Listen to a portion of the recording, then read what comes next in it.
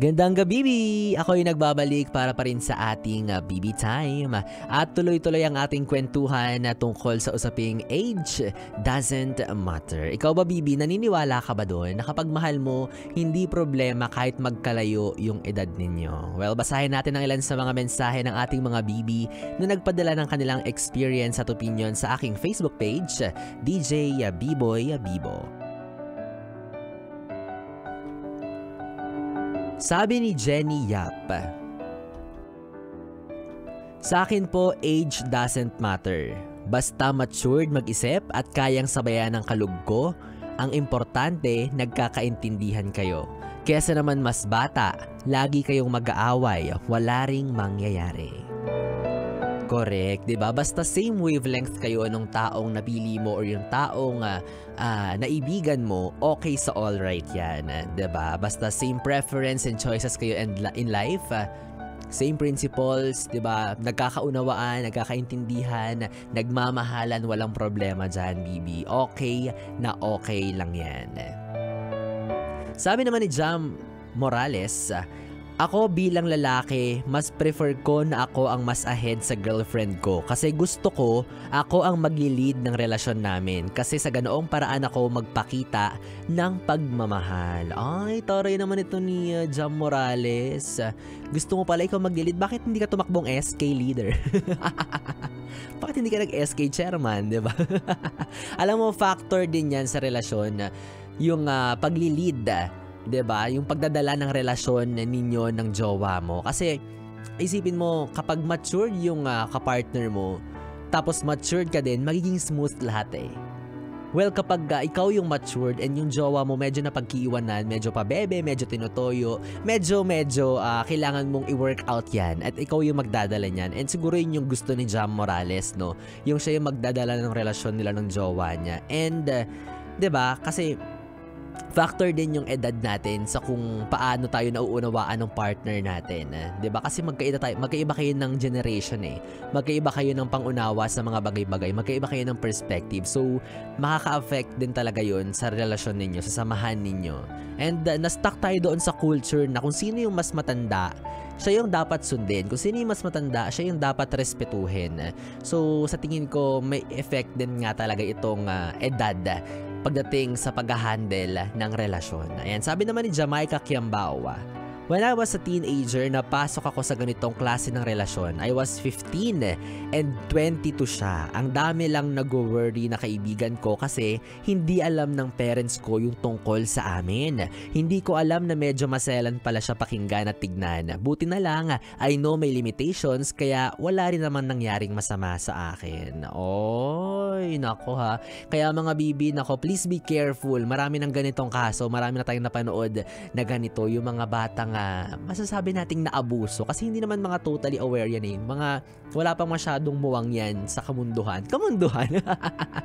'Di ba? So wag kayong jumowa ng minor de edad. Yung iba kasi 'di ba tinatanan pag ganun kalakas yung loob. So yung magulang sobrang bothered, sobrang worried na kung anong posibleng mangyari sa anak nila. And ito namang anak nila, since in love na in love ko, no? Since hindi pa alam ang totoong definisyon ng pag-ibig at totoong pwedeng mangyari sa kanyang buhay, ayan, 'di ba? Sumusuong talaga siya kahit yung magulang niya sinusuway niya para daw sa pag-ibig na tinatawag niya. Tigilan mo ko, nene, ha. 'Di ba? Paulit-ulit kong sinasabi kanina na okay lang yung relasyon na dalawang taong magkalayo ang agwat ng edad. But take note, with reservations and limitations pa rin po yan, syempre. And if you're gonna be in a relationship with a minor, ayan, gaya ni Jamaica na 15 years old, na na-in love sa 22, diba? Ginowa ng 22 years old, nako, itigil mo muna yan. Kung talagang interesado ka sa kanya, hintayin mong umabot sa tamang edad yung taong yan. Diba? Masasabi kong wala pa sa hustong gulang or sa hustong muwang yung ganyang edad, eh, 'di ba? Madaling madala, madaling maniwala, kaya pumapatol agad. And I firmly say no to grooming. Oo, sabihin na natin na age doesn't matter, pero may tamang edad pa rin po na dapat sundin. Wag naman yung nene or totoy levels, grabe naman kayo, oo. 'Diba? Para naman kayong sagip-iho or sagip-iha foundation yan. Nako, it's a no-no talaga. Basta at legal age, goods and okay yan. Basta willing and may consent on both ends, walang problema yan. Ako, kahit galing ka pa sa Ice Age, 'di ba? Wala akong pakialam kung magmahalan kayo. Wala akong pake. Basta nasa tamang gulang, tamang edad. Oh, gets mo na yan ha? Wag ng pido ha. Naku, tigil-tigil mo yan. Sinasabi ko sa'yo, pag yan pinush mo pa rin, susungal-ngaling kita 3 hours.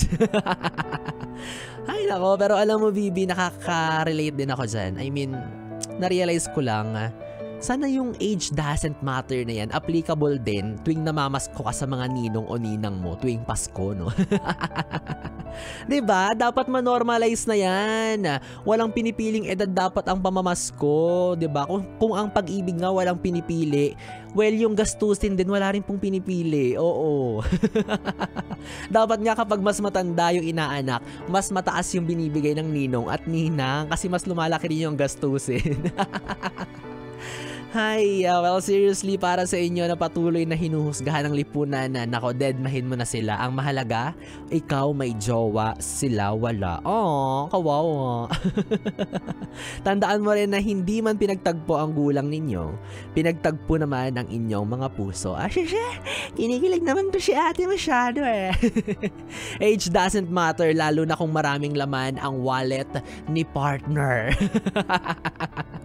Anyways, 3 oras na Bibi tayo ang ating pinagsamahan. Ewan ko na lang kung nabitin ka pa dyan, pero pwede pa rin naman nating ituloy ang kwentuhan, kulitan at lambingan sa aking social media platforms sa Facebook, Instagram at TikTok. DJ B-Boy Bibo, DJ B-I-B-O-Y B-I-B-O. Yung nakatabi mula alas 9 hanggang alas 12 ng hating gabi para pa rin po sa ating Bibi Time. Ako pa rin to ang Bibi mo sa radyo, DJ B-Boy Bibo. At para sa ating susunod na awitin, dahil Friday na, weekend na, kaya naman see you again. Magkarinigan at magkwentuhan tayong muli sa Lunes sa parehong oras, sa parehong istasyon. Here's Charlie Puth with this song, See You Again. Tuloy-tuloy ang pakikiminaw para lingaw dito pa rin sa stasyong nakaka-young and fresh, ang 101.1.